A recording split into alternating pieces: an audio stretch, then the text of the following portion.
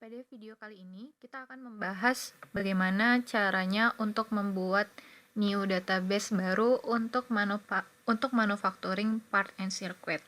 Oke, nah nanti di sini kita akan membahas ada 3 cara.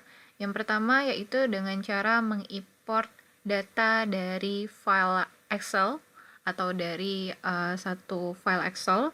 Kemudian yang kedua nanti dengan cara ketika kita menginsert simbol.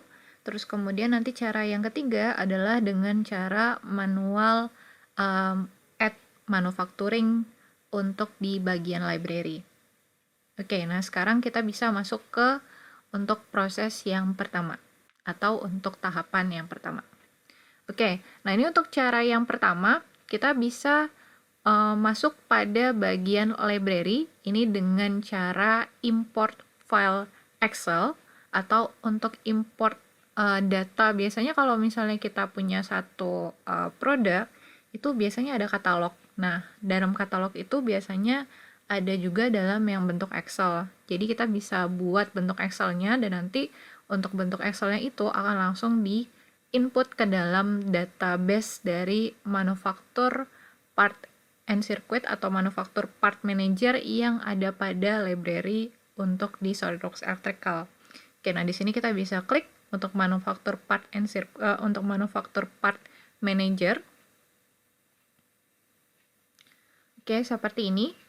Nah, di sini kalau kita lihat ada banyak sekali ini untuk manufakturnya. Oke. Nah, untuk manufakturnya di sini sama seperti pada ketika kita menginput manufaktur pada satu simbol, ini diklasifikasikan dalam berbagai jenisnya. Oke, di sini kita bisa lihat ada motor, kemudian ada PLC, kemudian ada resistor, kemudian ada terminal dan yang lainnya di sini. Oke, nah sekarang kita bisa import untuk di bagian Excel-nya. Oke, di sini kita bisa pilih import, kemudian kita pilih import. Oke, kemudian di sini kita bisa memilih untuk data dari Excel atau file Excel yang akan kita import. Oke, di sini kita bisa pilih Excel atau XLS. Oke, kemudian di sini saya masukkan, ini saya sudah punya satu file untuk Excel. Oke, seperti ini. Ini dia masih bercampur. Jadi ada untuk MCB di sini, kemudian ini ada kontaktor, dan ini ada MCB lagi. Jadi ada beberapa komponen di dalam sini. Oke, nah kemudian ini kita bisa pilih next. Oke, dan di sini kita bisa pilih atau kita bisa centang manufaktur part atau elektrik di sini. Ini bisa kita klik atau kita centang seperti ini. Kemudian kita pilih next. Oke, nah di sini untuk title row, number of title row, jadi title row-nya di sini kita pilih di nomor 1. Karena ini memang dia hanya title-nya. Untuk artikel number, item kode, kemudian description dan manufacturer. Oke, seperti ini. Kemudian kalau sudah, kita bisa pilih next. Oke, nah di sini kita harus menentukan bagian mana yang akan menjadi artikel number, kemudian bagian mana yang akan menjadi reference atau nomor referensi atau nomor serinya, gitu. Kemudian ini ada description untuk bagian description-nya, kemudian dan di sini ada manufacturer, jadi manufakturnya. Oke, nah di sini kita bisa drag and drop saja dari bagian description yang ada di sini. Ini yang bagian description atas. Oke, nah pertama kita pilih untuk bagian manufakturnya dulu, atau kita bisa pilih referensinya terlebih dahulu, nomor referensinya. Untuk nomor referensi dari bagian Excel-nya, ini ada di area item kode. Jadi kita bisa klik di sini, ini kita klik tahan, atau kita klik tahan, kemudian kita drag ke bagian item kode. Seperti ini, kemudian kita lepas. Oke, dari sini nanti dia akan masuk ke manufaktur part and circuit reference untuk nomor reference. Kemudian di sini ada manufacturer. Untuk manufacturer kita bisa lakukan cara yang sama. Kita klik tahan, kemudian kita drop di bagian manufacturer. Kemudian begitu juga dengan description. Ini bisa kita masukkan. Oke, nah di sini biasanya ada pemilihan untuk language-nya. Jadi language-nya mau berdasarkan language English kah, atau French, atau Italia, atau Jerman, atau yang lainnya. Di sini kita bisa pilih yang English. Oke, kemudian untuk artikel number, kita bisa pilih di sini. Untuk artikel number, kita bisa drag and drop kembali ke bagian artikel number. Oke, nah jika sudah seperti ini, kita bisa pilih next. Oke, kemudian di sini kita bisa compare.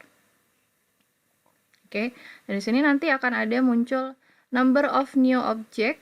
Jadi kalau misalnya untuk memang manufaktur itu baru sekali masuk atau di input ke dalam database kita, nanti akan muncul reporting untuk number of new object, ada jumlahnya 8. Terus kemudian apabila sebelumnya manufaktur itu sudah masuk, kemudian di sini dilakukan input, biasanya nanti akan masuk di bagian number of modified object. Jadi objek yang dimodifikasi. Oke, seperti ini. Oke, nah kalau sudah, ini bisa kita close. Dan kemudian ini baru kita import. Oke. Nah, kalau sampai importnya di sini sudah tidak bisa diklik lagi seperti ini, baru kemudian kita pilih finish. Oke, nah biasanya untuk manufaktur dari Excel tadi yang sudah kita input ke dalam database library yang ada pada manufaktur part manager, ini biasanya akan masuk di bagian, oke sebentar, ini kita close dulu. Oke, ini kita pilih manufaktur part manager lagi. Oke, nah ini biasanya dia masuk di bagian unclass element. Oke, jadi unclass element itu adalah manufaktur yang tidak mempunyai kelas. Jadi dia belum bukan belum memiliki, tapi bukan tidak memiliki, tapi lebih ke belum dikategorikan untuk kelasnya. Jadi kelasnya dia belum dikategorikan dengan yang ada di sini. Oke, nah jadi di sini kita bisa kategorikan terlebih dahulu. Oke, nah ini karena kita sudah memiliki description-nya di sini, berarti untuk nomor 4 sampai dengan nomor 8 ini bisa kita masukkan atau bisa kita input ke dalam kategori atau classification untuk MCB. Oke, nah caranya di sini kita bisa blok seperti ini. Kemudian kita bisa klik kanan dan kemudian kita pilih properties. Oke, dari sini untuk bagian propertiesnya kita bisa pilih, ini boleh dipilih, maksudnya ini boleh diblok secara langsung, secara bersamaan apabila manufakturnya ini sama. Oke, apabila manufakturnya ini sama. Tapi kalau misalnya manufakturnya berbeda, ini harus kita klik per manufakturnya. Oke, jadi bisa dipilih kontrol. Klik kontrol, kemudian dipilih beberapa bagian yang lainnya. Tapi kalau misalnya ini manufakturnya sama semua, kita bisa langsung blok seperti ini. Kemudian klik kanan, kemudian kita pilih properties. Dan di sini untuk kelasnya kita bisa pilih di bagian MCB atau circuit breaker. Oke, seperti ini. Oke, circuit breaker. Kemudian dari sini kita bisa pilih select.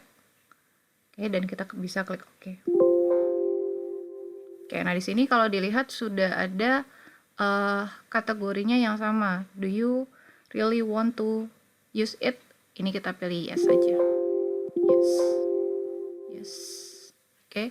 Nah, nanti dia akan masuk ke kategori untuk di circuit breaker.